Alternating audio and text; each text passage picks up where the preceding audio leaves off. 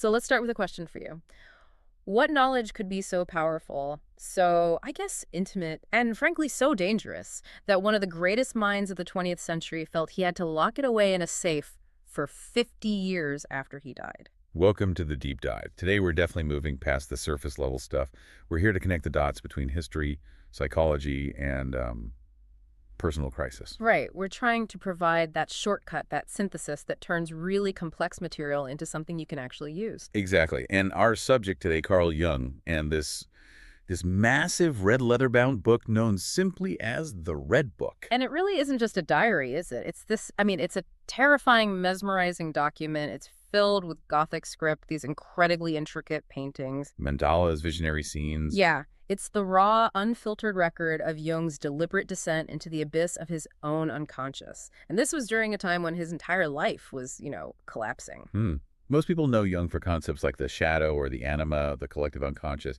But those theories, they're really just the map. And the Red Book is the journey itself. It's the travelogue, the first-person account of how he built that map with all the blood and the fire. Exactly.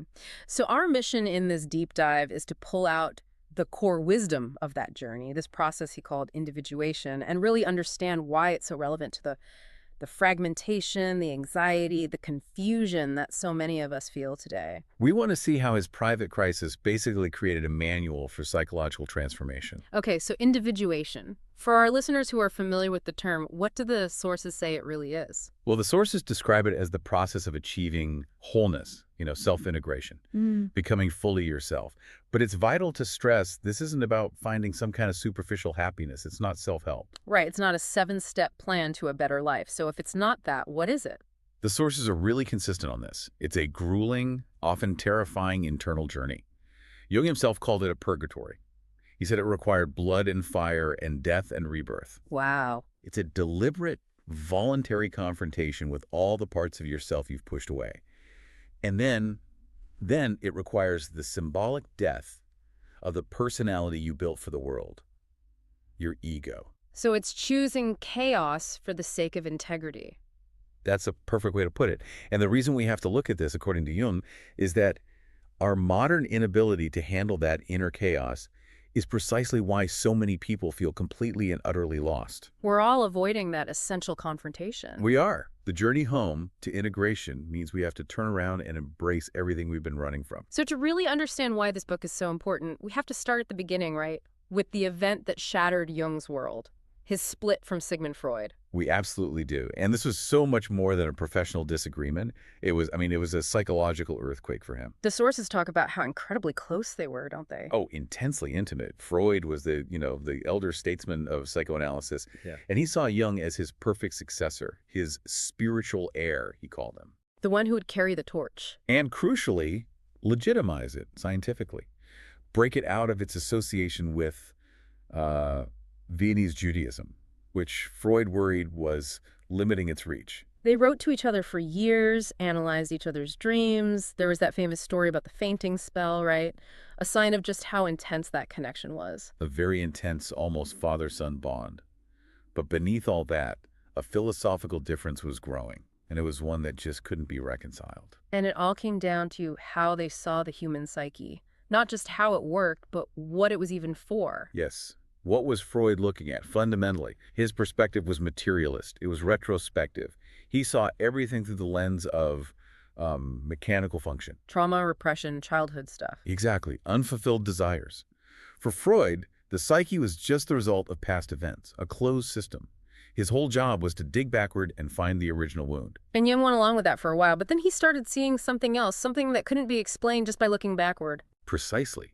He started to see this active, deeper force, something he described as more eerie and more dangerous. He saw the soul. He saw the soul. Yeah. And he wasn't being poetic or religious. He meant a powerful, living, objective, psychological reality that was always pushing for expression, for wholeness. So it wasn't just about the scars of the past. No, it was a future-oriented drive, Yeah. a teleological push. So the core difference is this. Freud saw neurosis as a symptom of a repressed past. Jung started seeing it as the soul's attempt to push you toward an unlived future. Wow, that's a huge shift. It's everything. Jung felt this living force in his own dreams, in his patience. He realized the unconscious wasn't just a dumpster for repressed memories. It was creative, it was mythological, it had its own intelligence. And the breaking point came when he tried to talk about this soul experience with Freud. Yes, and the sources say Freud just decisively rejected it. It Yeah. wasn't just an academic debate for Freud.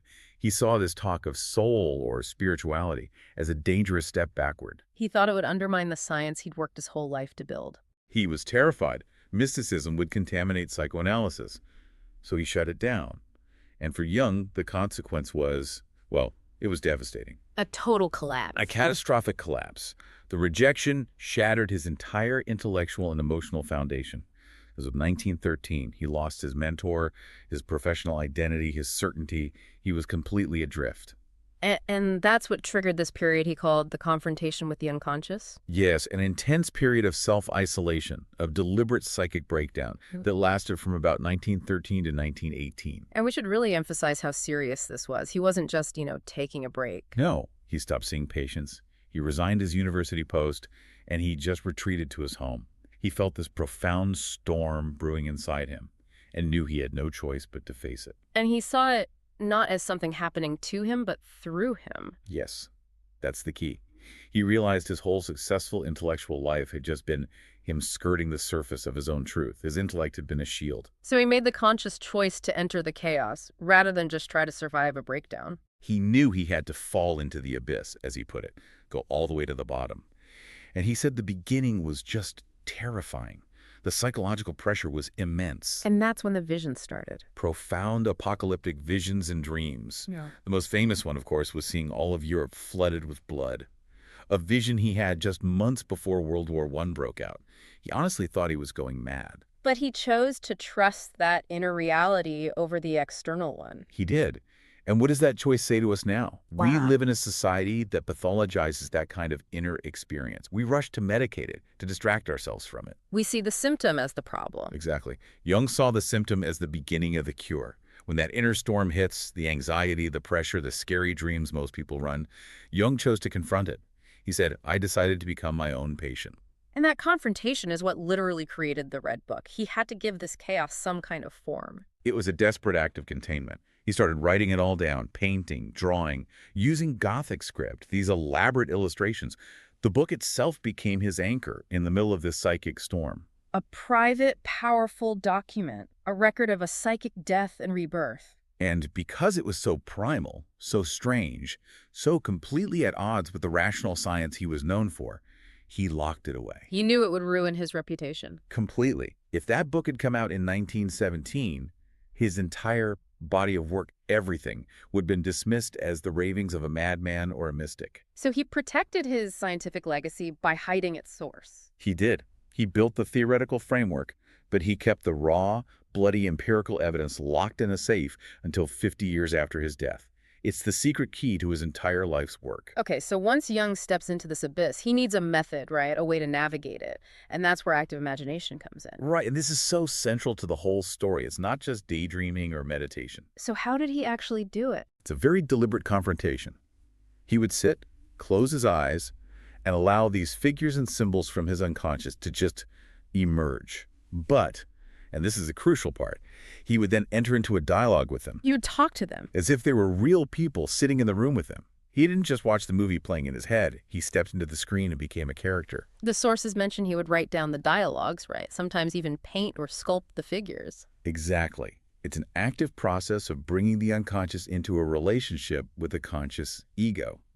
The ego provides the structure, the language, and the unconscious provides this raw mythological material. It's a marriage of two worlds. And the first most powerful figure he met this way was the shadow. The shadow. All the parts of ourselves we've repressed. Everything we decided was unacceptable. That didn't fit our social mask. Our anger, our wildness, our cruelty, our secret ambitions. And this is where the Red Book throws down a real challenge to our modern way of thinking, isn't it? This obsession with being a good person. A huge challenge. Because Jung gives us this core paradox. He says, wholeness is not light without darkness, but the combination of both. So if you're only trying to be good, you're only living half a life. You're living a divided, incomplete, and fundamentally fake life. because you've rejected all the energy that's locked up in your dark side. And that rejected energy doesn't just go away. No, it gains its own power. It gets projected externally. And this is why shadow work is so critical for, the state of the world today. This is the root of so much conflict. If you deny the darkness in yourself, you're forced to see it everywhere else and hate it there. The inner war becomes an outer war. The sources are crystal clear on this. If you find yourself obsessively angry at an arrogant politician, for instance, Jung would say it's likely because you can't stand the suppressed arrogance in yourself. Or if you're constantly criticizing someone else's wildness or freedom. It's because you deny your own. The energy we push down gets weaponized and aimed at the world. The more morally perfect someone tries to appear on the outside, the more vicious their projections tend to become. Wow, okay, but then Jung says something even more shocking about the shadow's content. He says that 90% of the shadow is pure gold. Yes. We have to unpack that. How is our darkness gold? Because we don't just repress the evil stuff. We repress anything that threatens our ego's safe, stable position. And often, that's where our greatest power and authenticity are hiding. Like what? Think about the energy in healthy aggression, in fierce boundary setting, in deep, unapologetic passion or creativity. Things we might suppress because we don't want to rock the boat or be seen as too much. Exactly. That fierce energy, the ability to say a powerful no, to be truly competitive, to pursue a life that doesn't conform, is often labeled bad by the ego. So we banish it. By inviting the shadow back, we reclaim that essential power we gave up just to be liked. So the idea isn't to act on, say, a cruel impulse. It's to recognize the energy behind it is vital for life. Precisely. You don't want to get rid of it. You want to integrate it and channel it. If you integrate the raw energy of aggression, it doesn't mean you go punch someone. It means you find the courage to have a difficult conversation. That's the gold. And Jung had to do this himself. There's an anecdote in the Red Book about this, right? A very harrowing one. In one vision, he saw himself standing on a field of blood covered in gore, holding a sword, surrounded by the bodies of friends and enemies. And his conscious mind, his ego, was horrified. Of course. But the real insight was that he recognized a part of him felt this tremendous, unapologetic power in that moment. And zero guilt. That was his shadow. And he didn't run from that feeling. No. He metaphorically sat down in the blood and listened to what that part of himself had to say. That was integration. And that's the choice the Red Book puts to all of us. Do you want to be good and stay divided, or do you want to be complete? Which means owning all of it. Your power, your darkness, your contradictions. For a modern world obsessed with likes and external approval, that is the most critical question there is. So if integrating the shadow takes courage, the next step in this journey, what the sources call the death of the ego, seems to demand total surrender. It's the ultimate act of letting go. And we should be really precise here with the term ego. We're not talking about arrogance. Right, we're talking about the ego as the center of our conscious identity. The headquarters. Yeah. The part of you that says, I. It's the role you play. The professional, the parent, the thinker. It's the mask you've constructed to function in the world. And the sources say that to become whole, that false self has to symbolically die. It has to be reduced to nothingness. Which, that sounds like the most terrifying thing imaginable, losing your identity. It is. It's the moment you stop seeking definition from the outside world. The mask has to fall so the true face can emerge. And to be clear, the ego doesn't vanish forever. You need to, pay your bills. Sure. But its role changes completely. The goal is for the self, that deeper, total essence that includes both the conscious and unconscious to take the throne. The ego goes from being the king to being the king's advisor. So the personality starts to align with this deeper inner truth instead of just chasing external validation. That's the whole game. It's the difference between living your life and living the life you think you're supposed to live. And Jung didn't just understand this intellectually. The Red Book shows he had to experience it painfully. He learned that even the noble quest for enlightenment can be just another ego trip. Oh, absolutely. That might be the most humbling lesson in the whole book.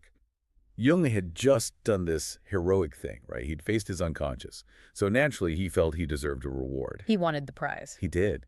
He recorded this symbolic vision of climbing a huge mountain to claim a throne made of white bones, the hero's seat. The reward for all his hard spiritual work. And what happened when he got to the top? He reached out to touch the throne and it just crumbled into dust.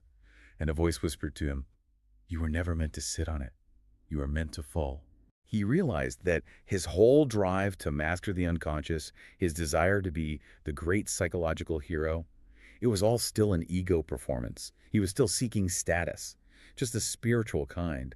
He had to symbolically die to the need for achievement itself. That changes the goal completely. It's not about becoming something. It's about letting go of the will to power, even over your own inner world. By letting that part of his ego die, he entered what he called true quietude. He realized he didn't need to become anything because he already was everything. He could stop trying to fix himself. And start accepting everything, the anger, the confusion, the sacred, the profane, all of it. And this state of quiet surrender is exactly what modern life is designed to prevent. We're constantly in a state of noise, feedback, doing. All of which just feeds the ego. It reinforces its identity through performance and measurement. We're terrified of silence because in silence, the ego starts to dissolve. So that modern anxiety, that feeling of chaos, Jung would say that's ego breaking down. It's the self-demanding that you stop looking outside for who you are and finally go inward. The collapse of the ego isn't the end. It's the doorway to truth. So as Jung's ego begins to recede, his inner world starts to populate with these figures, guides, and they are the archetypes. Exactly. And again, it's so important to remember, he treated these as psychological realities. They weren't just metaphors. They were living autonomous forces inside him that spoke the language of myth and symbol, not logic. And one of the first and most important encounters was with the feminine side of his own psyche, the anima. The anima. For a man, this represents all the repressed feminine qualities. Emotion, intuition, surrender, mystery.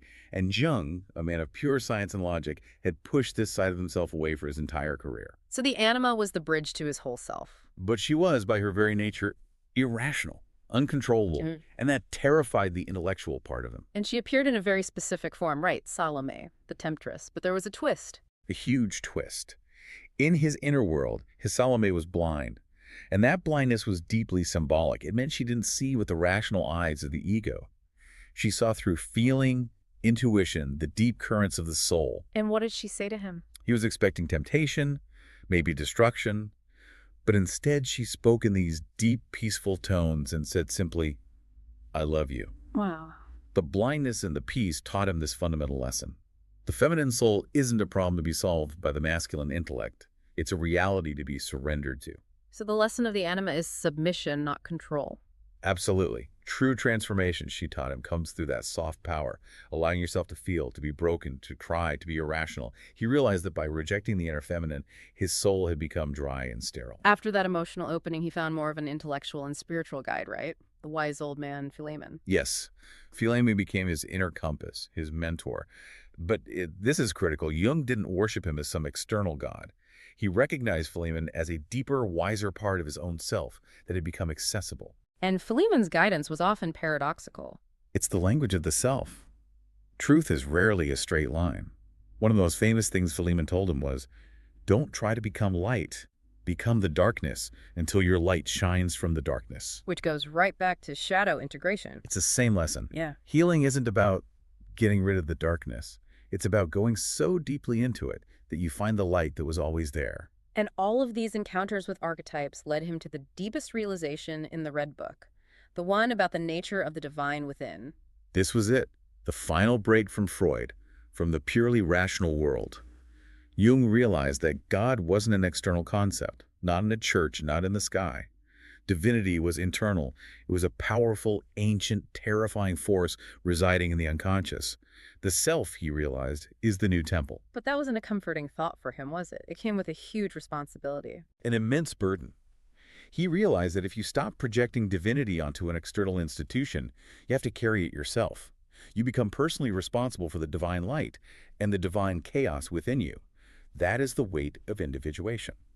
Which brings us to his chilling warning for the modern world. Gods have become diseases. We need to spend some time on that. What does he mean? It speaks directly to our modern sense of fragmentation. Jung was saying that spiritual experiences are not always beautiful and serene. They can be shattering, overwhelming. Okay. In ancient times, if someone had a prophetic vision or a manic creative drive or a dark obsession, they had a symbolic container for it.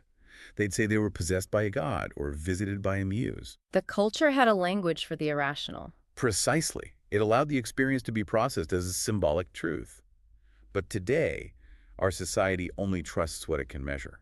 We've lost that symbolic language. So we diagnose the symptom instead of understanding the message. Exactly. What was once a divine manifestation is now just neurosis, mania, OCD, Right. psychosis. We treat the voice of the soul as a pathology to be medicated away because we don't know how to listen to it anymore. The Red Book is Jung's attempts to give us that language back, to show us that our psychological chaos is often the gods demanding our attention.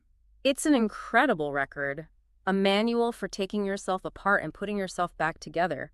So why on earth, after doing all this work, did he hide it for 50 years? He was being incredibly strategic. He knew he'd be labeled a madman, a mystic. I mean, the early 20th century was the peak of scientific rationalism. If he'd published this raw, subjective account of talking to mythical figures, It would have discredited all of his other more scientific work. instantly. His work on archetypes, the collective unconscious, it all would have been dismissed. He had to protect the theoretical structure he was building, even if it meant hiding its source. It sounds like he was protecting the book from the world, not the world from the book. I think that's right. He was letting it ripen in silence, waiting for a time when we might be ready to handle the truth of our own inner lives. And it finally gets published in 2009, right when, arguably, we needed it most. So what is its ultimate message for the modern, overwhelmed person? It's a radical reframing of suffering. The confusion, the depression, the anxiety, that feeling of being lost. The book reframes all of that not as a flaw or a chemical imbalance, but as the soul speaking. A call to bring you home. A powerful, sometimes violent call. It means your pain has wisdom. It's not there to destroy you. It's there to force you back toward your true integrated self. So that nagging feeling that you're living someone else's life?